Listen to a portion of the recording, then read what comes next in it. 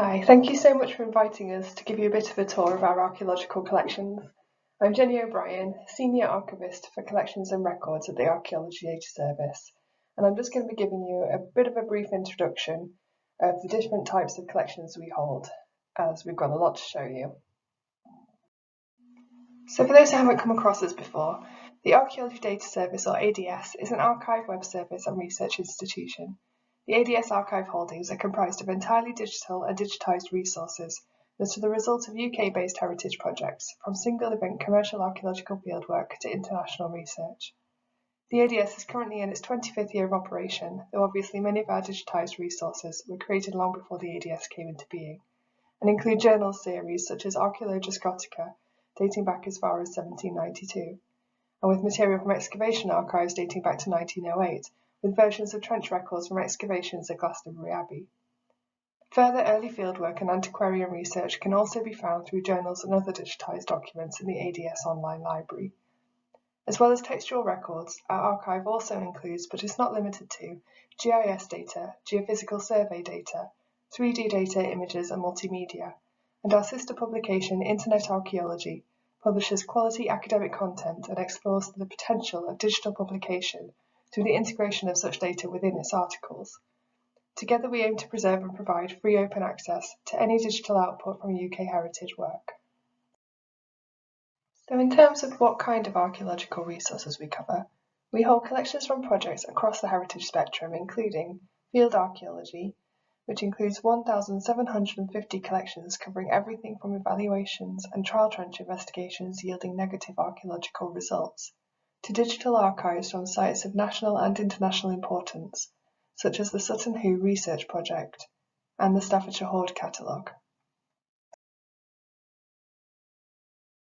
Over 390 of our collections relate to architecture or built heritage, covering anything from barns and agricultural buildings to hotels and public houses, from hospitals to military sites, period stately homes, to relatively modern residential buildings.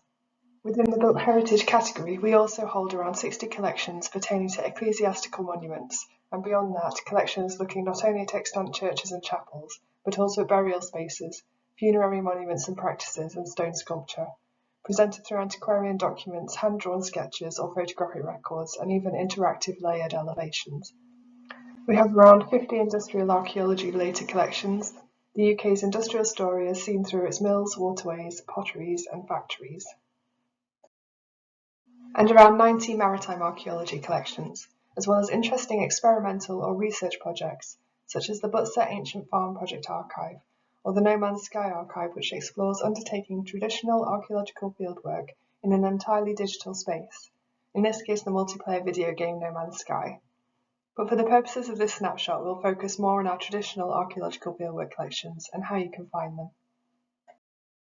The collections can be split into roughly 5 types, and I'll show you examples of each type of collection in a minute, but just to introduce them. Fieldwork archives, which tend to be comprised of the images and data created on site and in the subsequent assessment and analysis stages of a project. Interactive collections, often the result of more extensive research or the aggregation of artifact or project data over a number of years. These collections feature online tools which allow the user to interrogate the information directly on the website, rather than simply being required to download the data, and this might take the form of a query page where a database can be searched online or perhaps an interactive map. We hold series of reports, and by this we primarily mean unpublished grey literature reports, which tend to describe the findings of a specific archaeological investigation or fieldwork project. Where the report was deposited with or is associated with a fieldwork archive, the report will be displayed with or signposted from that collection. Publications, found by the ADS library, these might be journal series or monographs, and related to these we have, as mentioned before, Internet Archaeology, the open access journal articles which include archaeological data, which is then also preserved within the ADS archive.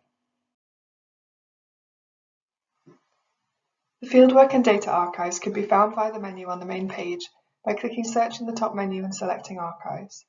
You can then either search for collections by keywords or browse all of the image and data archives from the chronological results list as shown here. Clicking the title of a collection will take you through to the introduction page for that project. The left-hand menu can be used to navigate through the collection. Selecting Downloads takes you to all of the data available from that particular project. The downloads are often split into rough data types, with formal documents such as reports shown first, followed by primary or supporting data. This collection includes site images, GIS, and digitized versions of site records. Images can be previewed by clicking on the thumbnail to see a larger preview version, and other visual data types will also have versions of the data to view or interact with online where possible. Clicking Info next to the digital object will display the technical metadata we hold for that particular resource. The metadata option in the left-hand menu shows the catalogue entry for the collection, and in addition to core inventory information such as the title, the creators, and the collection's creation dates, includes discovery metadata such as subject and location keywords. Where the keywords are mapped to establish thesaurus terms, the term will be linked to the thesaurus definition of that term.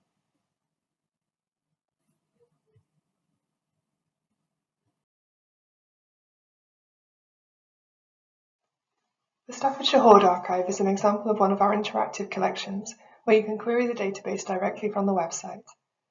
The database contains the catalogue entries for the hoard artefacts, and by using the advanced search options, you can narrow down the results from the catalogue to the artefacts you're interested in. This results list can be exported as a CSV file for you to use later.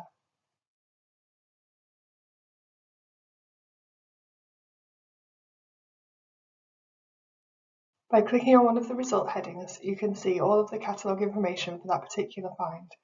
These are pretty spectacular gold sword pommels, and alongside the entry you can see images that show different stages of the recovery and conservation work. Again, you can click on the thumbnail to view the larger preview version of the image. Most entries have the catalogue images, pre-conservation images, and some also have interpretive drawings and X-ray images. As well as the queryable database, these images, as well as reports, newsletters, data tables, and higher resolution images can be found on the collection's downloads page. Other interactive collections include coin databases, carbon dating databases, the Roman rural settlement, an amphora database, the Butler Image Archive, as well as archive compilations such as the Exeter Backlog Archive, which comprises the digital resources from several excavations in Exeter and can be searched via a map and advanced search interface. Our 3D models can also be viewed and manipulated online to show the subject at different angles and with different light sources, and this is particularly effective in the case of rock art. At the time of recording, the library currently holds 325,647 bibliographic records, of which 113,641 have an open access document available to download and use. While our archive collections do provide access to fieldwork and project reports, where deposited with the project archives, if you are only interested in formal written resources, then the ADS library is the place where all of these can be found.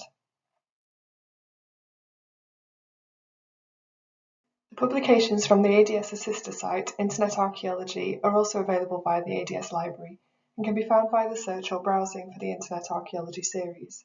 The articles are also easily accessed from Internet Archaeology's own website, and this screenshot is taken from the journal's current issue, number 56, and is taken from the data paper Living Standards and Material Culture in English Rural Households 1300 to 1600 by Chris Briggs, Alice Ford and Ben Jervis.